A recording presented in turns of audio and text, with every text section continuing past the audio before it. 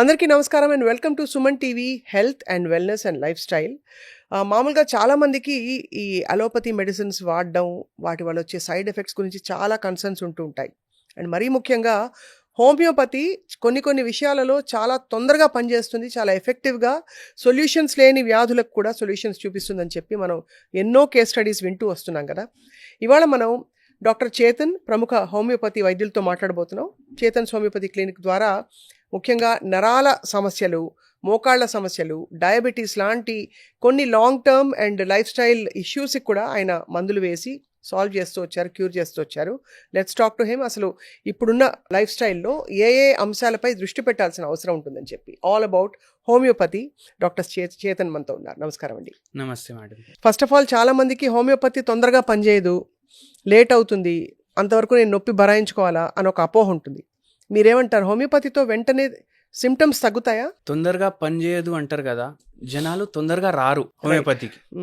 అంటే ఇప్పుడు తలనొప్పి అయిందంటే ఫస్ట్ మనం ఒక దుకాణానికి పోయి గోళీ వేసుకుంటాం. 3-4 రోజులు తగ్గకపోతే మళ్ళీ వేరే దుకాణం పోయి మళ్ళీ ఇంకో గోళీ వేసుకుంటాం. ఇట్లా దుకాణాలు మళ్ళీ దాని తర్వాత ఊరికి వెళ్ళి సిటీకి వచ్చి డాక్టర్కి చూపించుకోవడం, అప్పుడు మైగ్రేన్ ఉందని అర్థం అవ్వడం. రోగాలు 2 రకాలు ఉంటాయి, అది ఒకటి అక్యూట్, ఒకటి క్రానిక్.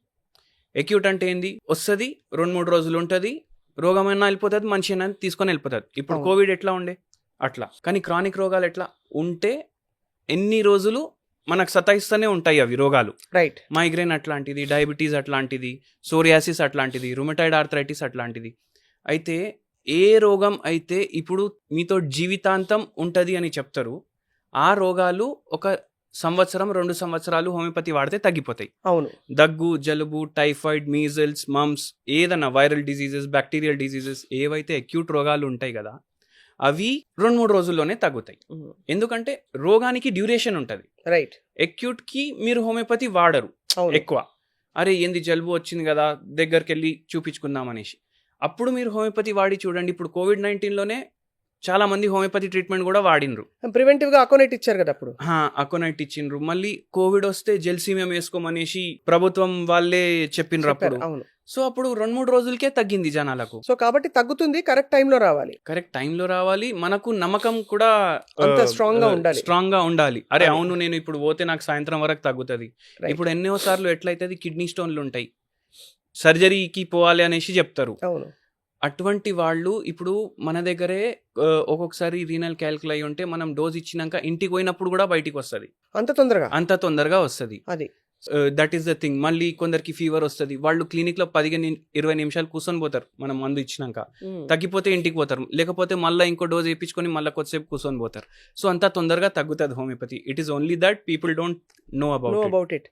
నాకు పెద్ద డౌట్ ఏంటంటే, హోమియోపతి మెడికేషన్స్ మనకి చాలా తక్కువగా స్టాండర్డైజ్డ్గా ఉండడానికి కారణాలు ఏంటి? ఎందుకంటే హోమియోపతి వైద్యుల దగ్గరే దొరుకుతాయి ఆ మందులు. సాధ్యమైనంత వరకు you make your own medical preparations with అంటే స్వీట్ పిల్స్ మీద మీరు మెడిసిన్ వేసి పొట్లాలు కట్టో లేకపోతే డబ్బాలో వేసో ఇస్తారు. Why is there not a proper pharmaceutical lab for standardisation of medications? There is a proper pharmaceutical lab. ఇప్పుడు హోమియోపతిక్ ఫార్మకోపియా ఆఫ్ ఇండియా అనేసి ఒక గవర్నింగ్ బాడీ ఉంటుంది. రైట్.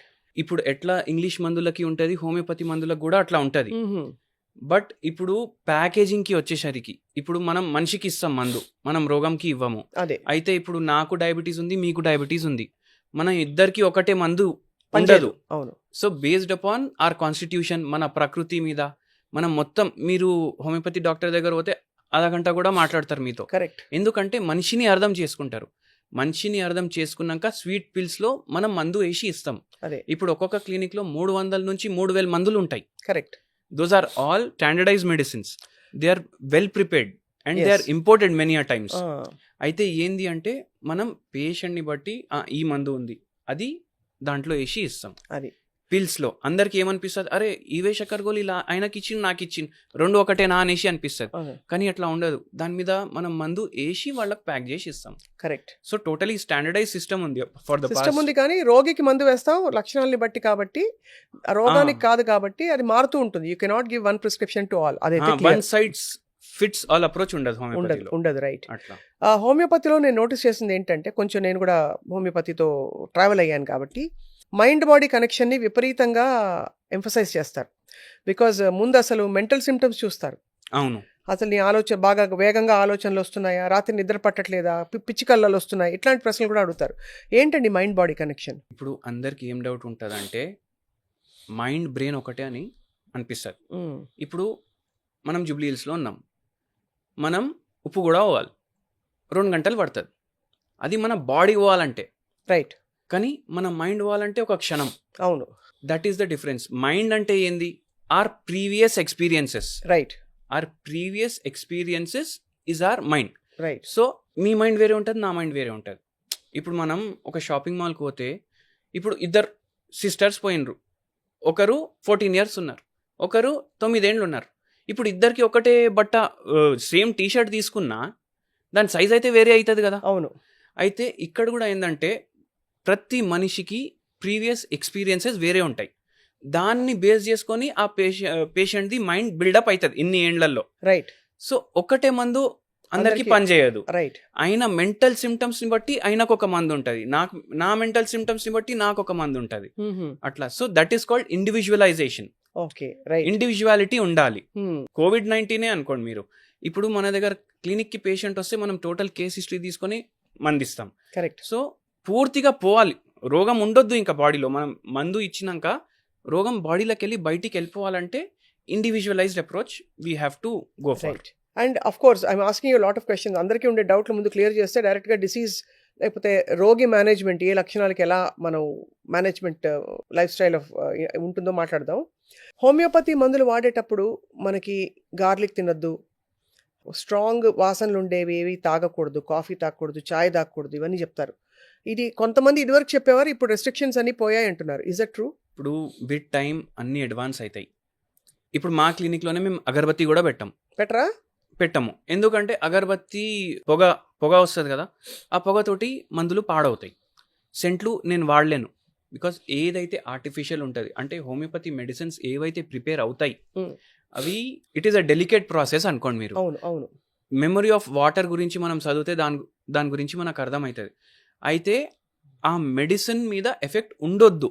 ఇప్పుడు నేను అగరబత్తి పెడితే కూడా మందులు పని చేస్తాయి, కానీ రిస్క్ ఎందుకు? మనం తింటలేం కదా, వేరే వాళ్ళకి ఇస్తున్నాం కదా. విత్ టైం ఏమైందంటే ఎట్లా అయితే మనిషి ఇవాల్వ్ అయిండు, ఎట్లయితే టెక్నాలజీ ఇవాల్వ్ అయింది, అట్లనే హోమియోపతి మందులు కూడా ఇవాల్వ్ అయినాయి. ఇప్పుడు స్టాల్వర్డ్స్ ఎవరైతే ఉండే డాక్టర్ హ్యానమన్ కానీ డాక్టర్ కెంట్ కానీ వాళ్ళు ఏం చెప్తుండే అంటే మీరు గార్లిక్ తినొద్దు, మీరు కాఫీ తాగొద్దు. అయితే అప్పుడు ఒక స్కేల్ ఉండే ప్రిపరేషన్కి మెడిసిన్స్కి. ఇది 19th century అనుకోండి. 19th centuryలో కొత్త స్కేల్ వచ్చింది హోమియోపతి మెడిసిన్స్ ప్రిపేర్ చేయడానికి.